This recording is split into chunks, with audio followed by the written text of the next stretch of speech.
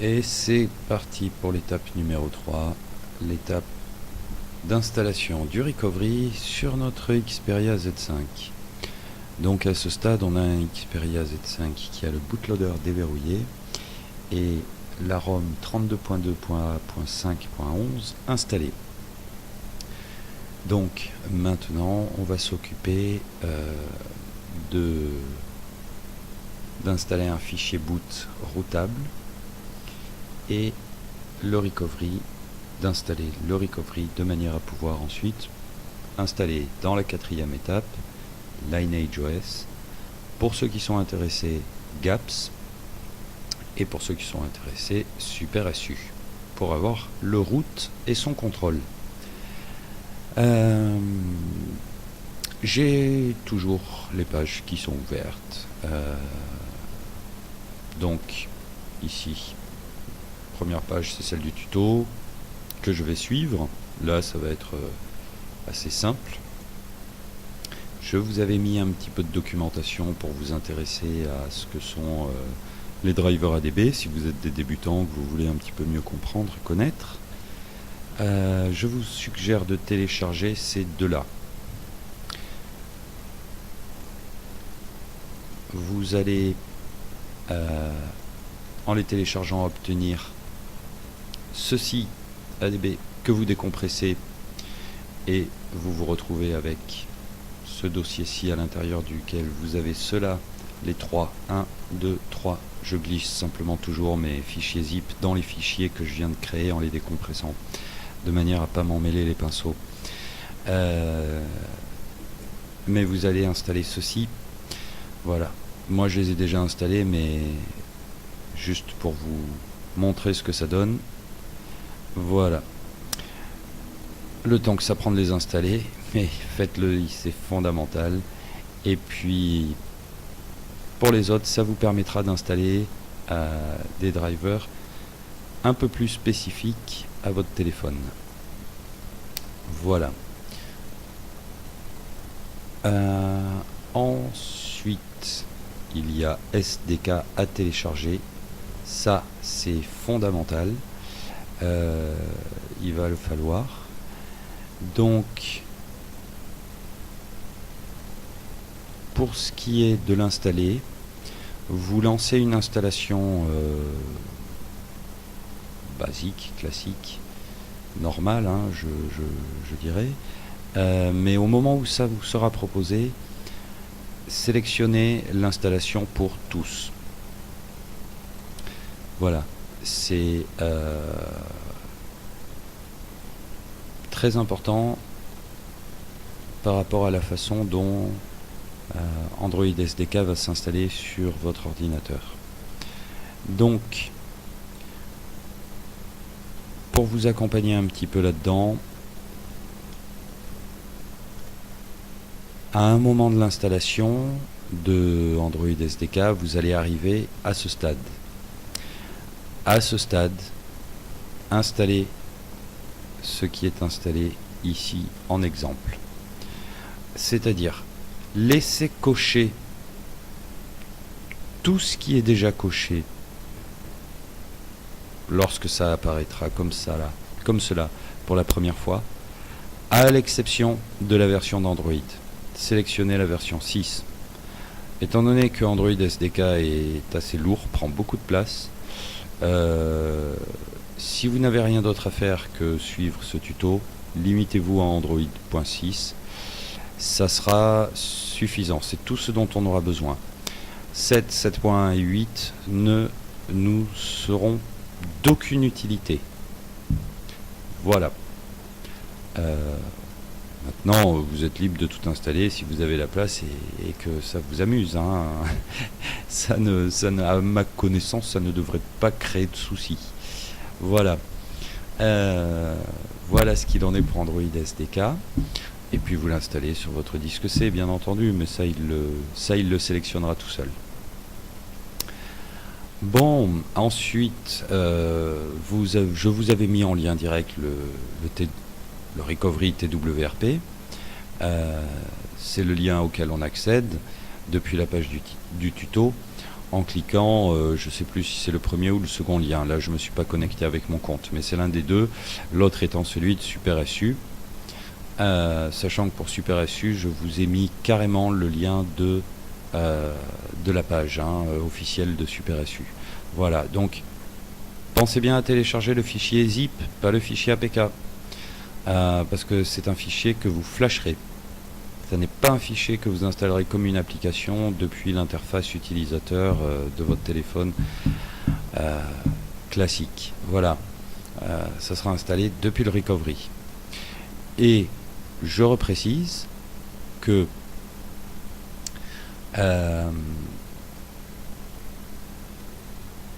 si d'aventure vous êtes débutant et puis vous découvrez ça et finalement vous vous dites je veux juste pour l'instant rester là et expérimenter le route, alors vous allez installer SuperSU à la fin de cette étape. Autrement, si ce qui vous intéresse est LineageOS, SuperSU ce sera pour l'étape suivante, la numéro 4, quand on flashera LineageOS et les GApps pour ceux qui auront envie d'installer également les GApps. Voilà, donc pour cette étape, maintenant que l'on a fait le tour, eh bien vous devez vous occuper de télécharger le fichier boot qui est en rapport avec votre numéro de téléphone. Rappelez-vous bien ce que je vous ai dit, regardez ici. Ça, c'est E6633 et E6683 seulement. Nous, E6653, nous sommes ici. Et deuxièmement, on prend le fichier boot en fonction de la ROM sous laquelle on est. Donc maintenant 32.2.A.5.11. Et oh non, je vais pas donner de conseils, je vais simplement dire que j'ai essayé avec les deux et je préfère celle-ci. Voilà, je la trouve plus stable peut-être, mais c'est presque une question d'impression, là, de sensibilité. Donc je ne pourrais pas vous l'expliquer avec un discours logique fait de chiffres et de courants électriques. Non, c'est plus une question de ressenti. Bon. Quand vous cliquerez dessus, vous arriverez sur une page où il y aura beaucoup de choix. Prenez bien la version 41, pas la dernière, juste la 41. Voilà ce qu'il en est donc. Vous allez vous retrouver avec ceci comme dossier, document et fichier pour cette étape. Les ADB que je vous ai déjà expliqué, Android SDK que vous avez maintenant installé, le recovery, bon, SuperSU j'ai précisé, et le fichier boot que vous décompressez évidemment, et à l'intérieur duquel vous trouvez ce fameux fichier boot. Donc maintenant, non, je ne l'ai pas ouvert correctement. Voilà, racine du disque C, on part de là. Je rappelle que je donne un exemple avec un ordinateur qui tourne sous Windows 7 édition familiale. Si vous avez d'autres versions de Windows, ça peut se présenter de manière légèrement différente. Mais ici, on rentre dans Programme File 86. Ensuite, on va dans Android. Tout début, Android SDK. Et là, Platform Tools. J'oublie toujours le S. Platform Tools. Voilà. Moi, je me suis déjà préparé. Donc, le fichier boot que vous voyez ici, c'est celui-ci que j'ai copié. Et j'ai fait pareil avec le recovery que j'ai copié ici. Je précise pour ce qui concerne le recovery que le nom qui est proposé au niveau des commandes, ici, nous allons avoir à rentrer 4 commandes exécutées. celle-ci doit être modifiée sur cette partie-là. La partie que je mets en bleu doit être changée. Et à la place, vous allez mettre le texte qui fait office de nom pour le fichier TWRP. Regardez comment se nomme ce fichier TWRP. C'est celui que j'ai téléchargé depuis le lien que je vous ai mis en direct, qui est le lien de cette page du tuto. Voici le nom qu'a ce fichier. Eh bien, ce nom n'est pas du tout le même que celui-ci. Cela s'explique tout simplement par le fait que ce tuto a déjà un certain temps et des fichiers peuvent changer. Donc vous allez garder ce qui est sélectionné avant, ce qui n'est pas sélectionné avant et ce qui n'est pas sélectionné après, vous le gardez. Et ce qui est en bleu, vous le virez et à la place, vous mettez le nom du fichier TWRP. Voilà, en gardant l'espace entre le recovery et le nom, et à la fin, le point IMG qui est collé. Je vous prie de m'excuser. Au passage, un autre petit conseil.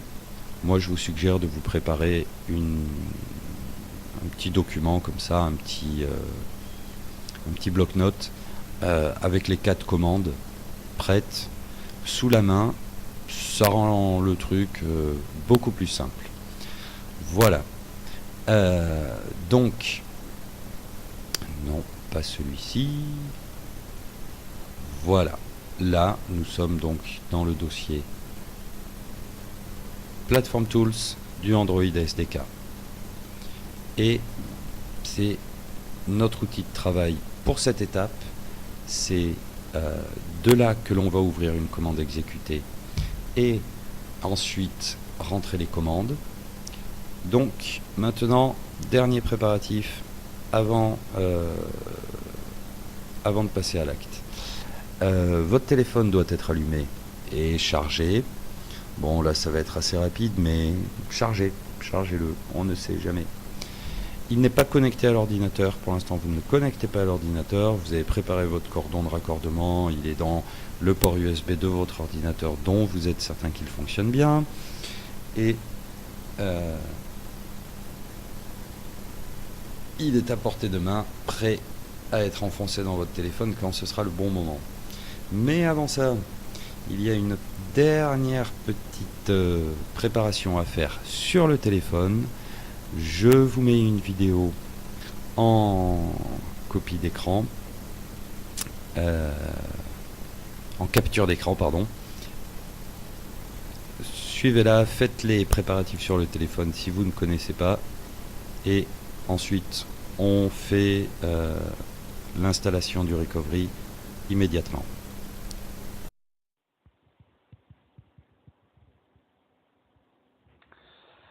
Allez, je vous montre en petite vidéo capture d'écran 2 réglages fondamentaux à réaliser pour cette étape dans les réglages de votre téléphone.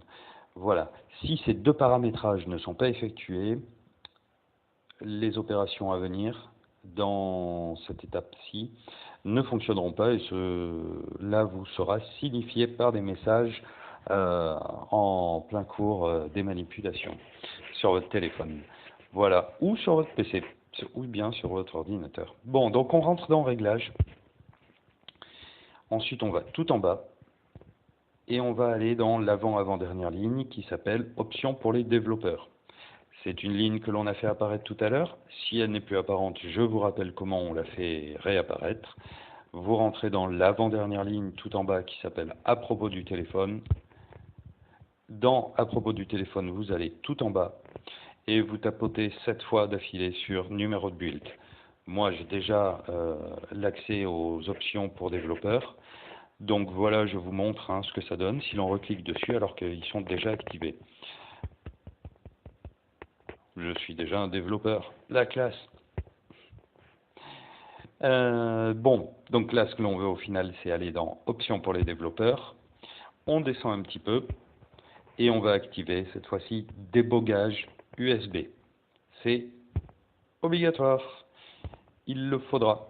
Voilà, vous l'avez activé. Retour au panneau général des réglages. On remonte et on va ensuite dans la ligne qui s'appelle sécurité. Et dans la ligne sécurité, on descend un petit peu et on va aller chercher la ligne sources inconnues. On l'active également fondamental, nécessaire. Voilà. Une fois que vous avez activé, une fois que vous avez activé ces deux options, c'est bon, le paramétrage est réalisé. Vous pouvez éteindre votre téléphone et vous assurer qu'il est bien chargé. À tout de suite.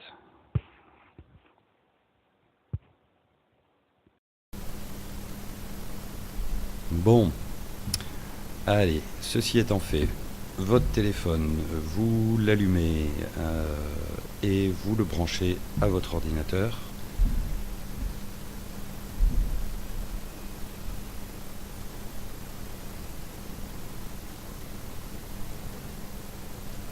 Ensuite, vous allez vous mettre sur le dossier, vous cliquez avec votre souris sur le dossier Platform Tools et sur votre clavier, vous appuyez sur la touche majuscule et vous faites un clic droit avec votre souris. Apparaîtra dans les options, ouvrir une fenêtre de commande ici, vous cliquez, vous pouvez relâcher votre doigt du clavier et dans cette fenêtre de commande, eh bien vous allez tout simplement rentrer l'une après l'autre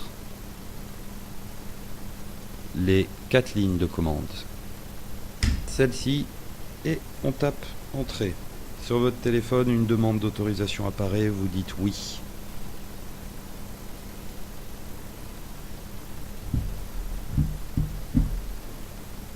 Et si d'aventure il ne voulait pas réagir la première fois parce que l'autorisation n'a pas été donnée assez rapidement, vous recommencez.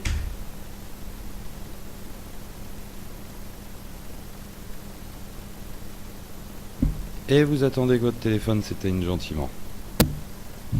Voilà. Une fois que c'est fait,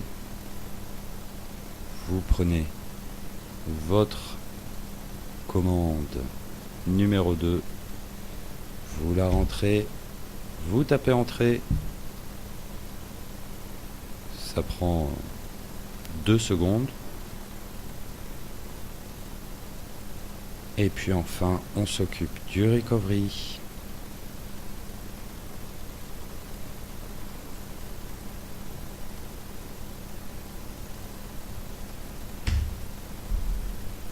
Et on lance. Voilà, donc à chaque étape, vous avez pu constater que on vous indique OK, tout est bon. Et de là, vous pouvez ensuite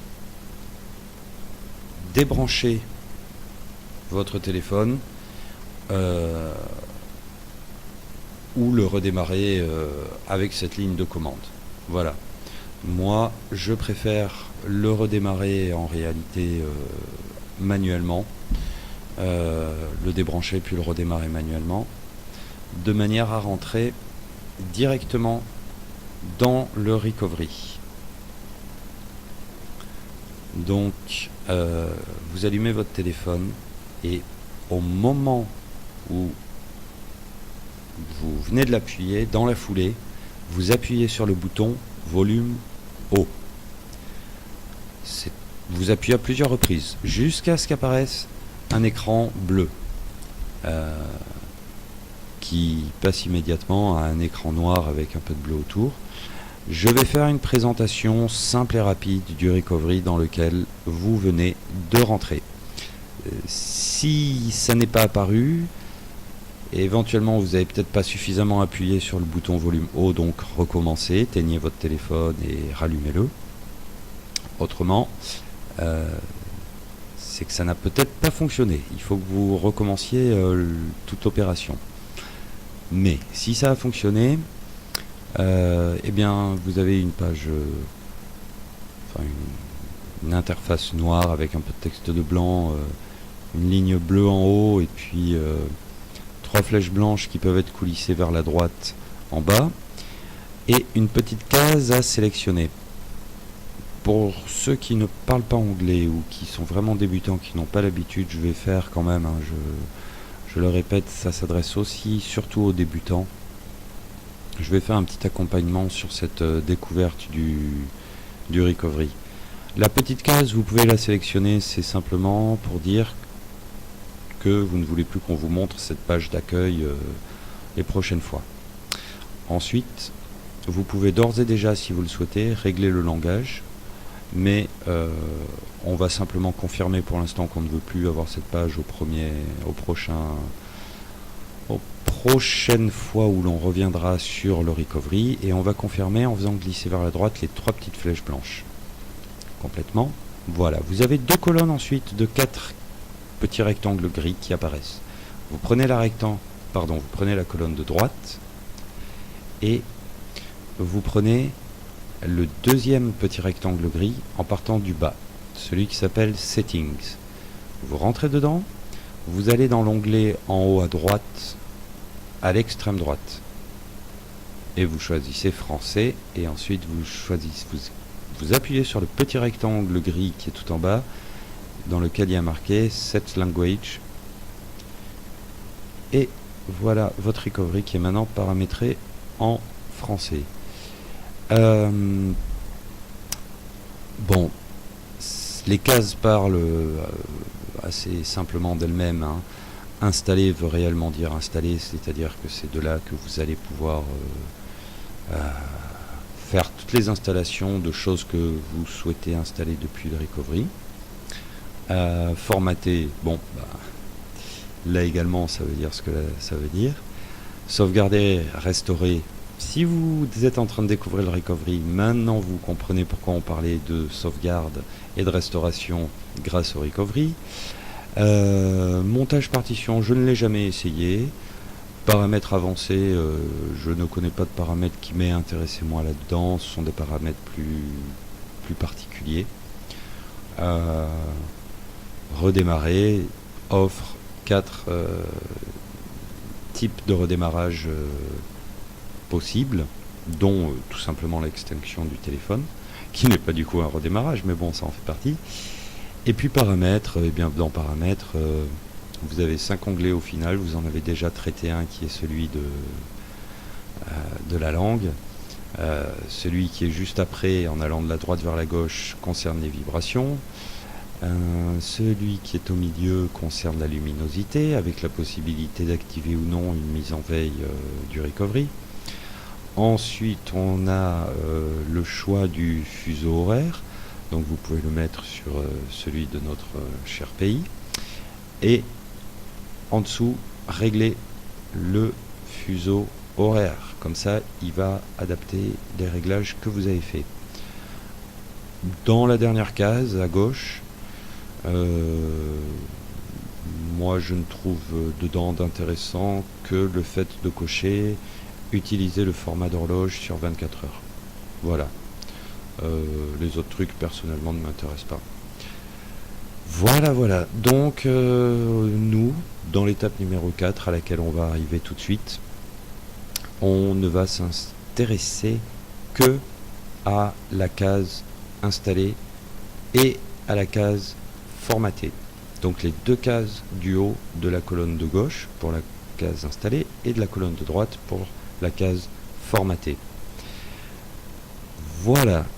Eh bien, félicitations pour cette installation du recovery sur votre téléphone et je vous dis à tout de suite pour l'installation de Lineage OS.